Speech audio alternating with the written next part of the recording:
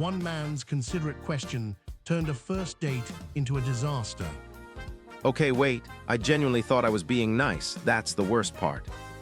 He asked me that before the bread basket arrived, I nearly left. Inspired by the kind of story you'd find on Reddit, today's tale involves a first date, a fancy restaurant, and one catastrophically misguided question that a man genuinely thought was polite small talk. Okay, and I need everyone to understand I meant well. I looked across the table at this woman I'd been chatting to for like 3 weeks, and I asked her, completely sincerely, whether she was expecting. He asked me if I was pregnant, on a first date, before the bread basket had even arrived. I wanted to crawl under that table and never come back out. And so we begin. It is a Friday evening. The restaurant is called Osteria Bella, one of those places with soft lighting, cloth napkins, and prices that make you quietly recalculate your rent. Our two characters have been messaging for weeks. This is, at long last, their first date. Things are going, by most measures, quite well. The conversation is flowing, the wine is poured, and then Jake opens his mouth. Okay, in my defense, and honestly this is a real defense, Sophie mentioned she'd been feeling tired and nauseous for weeks.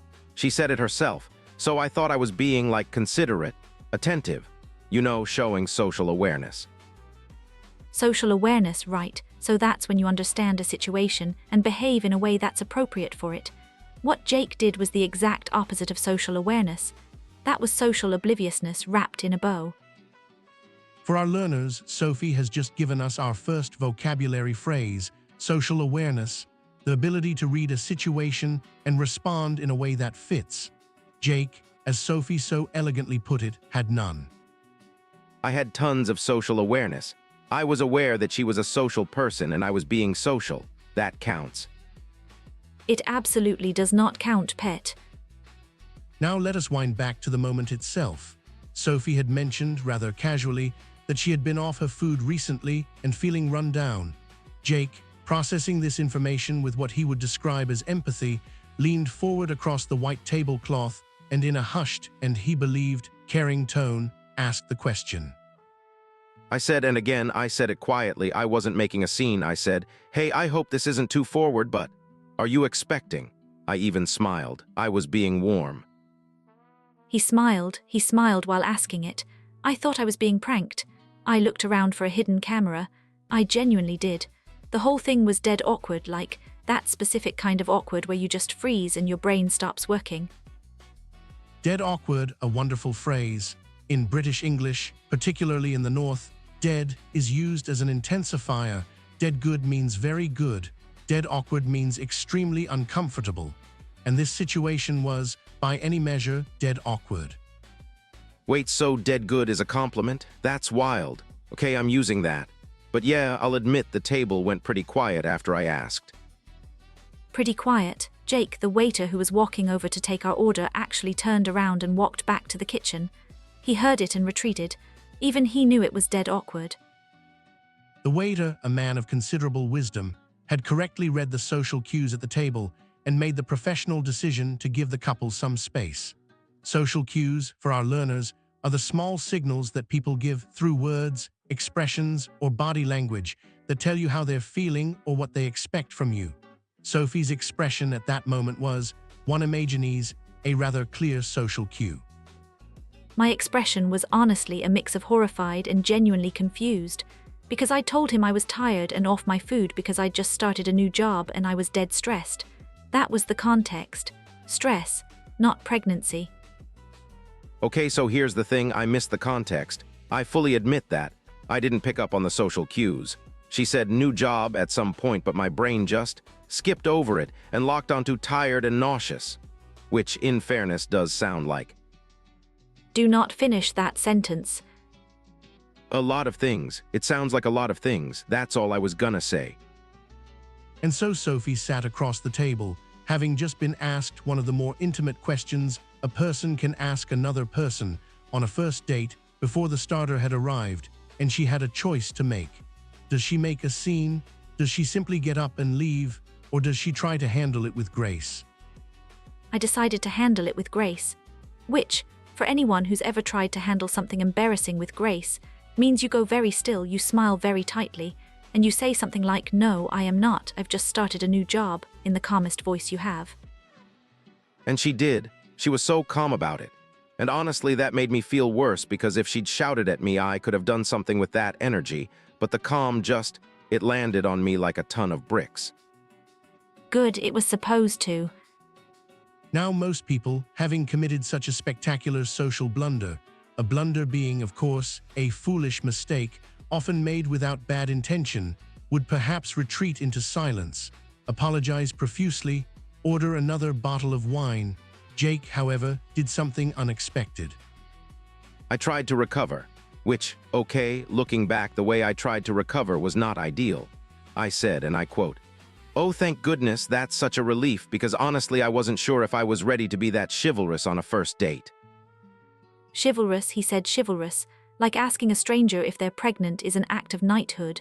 I genuinely cannot. Chivalrous, historically referring to the courteous behavior of knights, now used to describe polite, considerate behavior, particularly toward others in a social setting.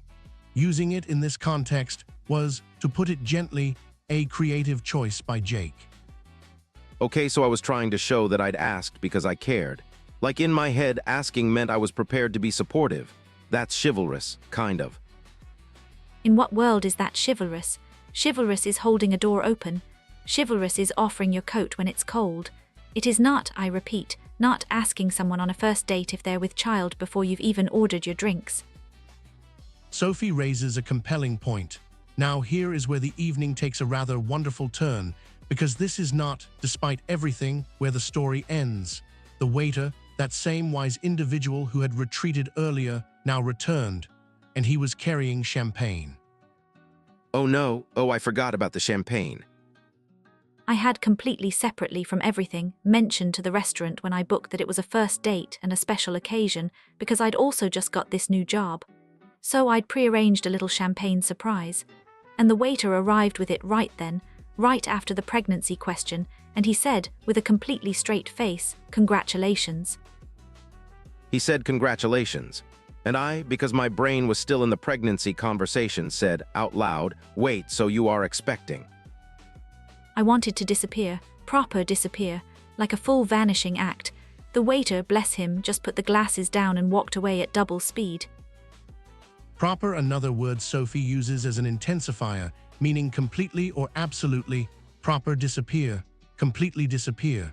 Now at this point, Sophie had two choices. She could leave, or, and here is the thing about Sophie, she could decide that this was, against all odds, going to become a funny story.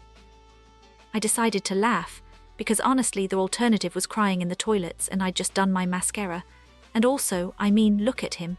He's so genuinely mortified. There's something almost endearing about someone who makes a complete hash of things but clearly means well.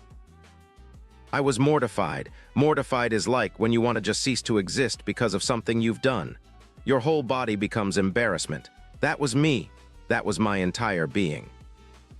Mortified, excellent word, Jake. To be mortified is to feel intensely embarrassed or ashamed, and Jake, to his credit, was wearing his mortification very honestly. No attempts to play it cool, no pretending it had not happened. He was, as the phrase goes, owning it. He did own it, actually. He put his head in his hands and said, "That is genuinely the worst thing I have ever said to another human being, and I work in sales." Which, honestly, made me laugh so hard I nearly knocked over the champagne. I do work in sales. I talk to people for a living, and that was somehow still the worst conversation I've ever initiated. I have a gift, apparently. The ice, as they say, was broken. In social situations, breaking the ice means doing or saying something that helps people relax and start communicating more openly. Usually this is done intentionally. Jake broke the ice by accident, through sheer catastrophic awkwardness, but the effect was the same. Breaking the ice, yeah, that's when you ease the tension in a social situation. And honestly, whatever Jake did, it worked. After that, the whole dinner was just easy, like we'd already survived the worst moment, so everything else felt dead relaxed. We talked for like 4 hours.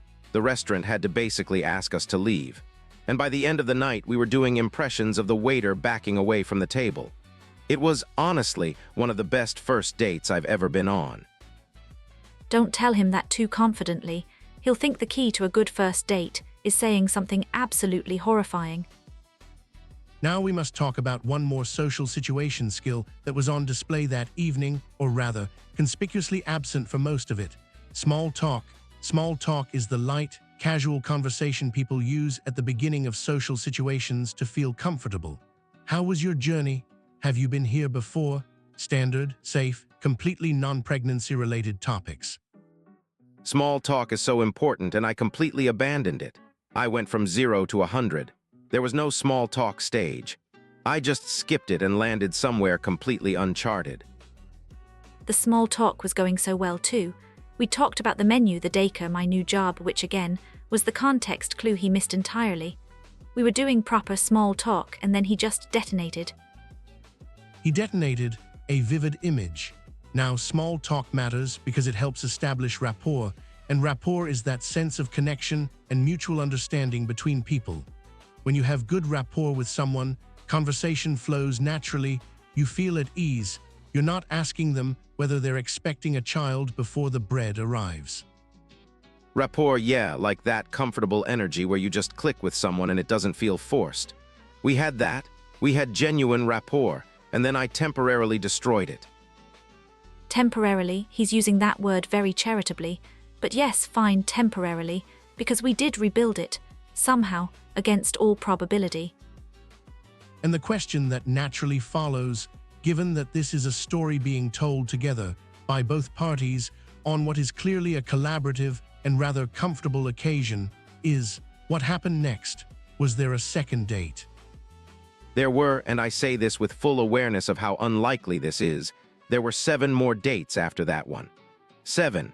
Proof that you can survive your own social disasters if you're honest enough about them.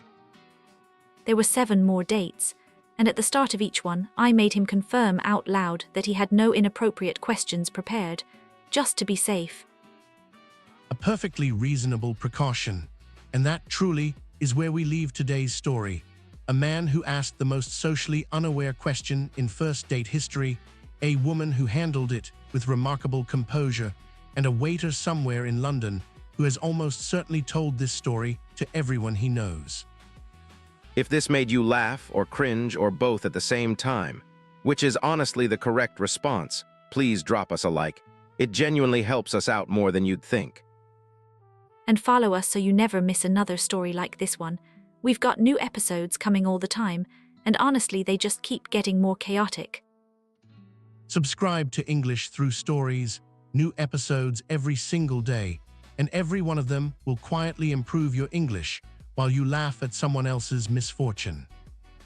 See you on the next one, and please, whatever you do, master your small talk before your next first date.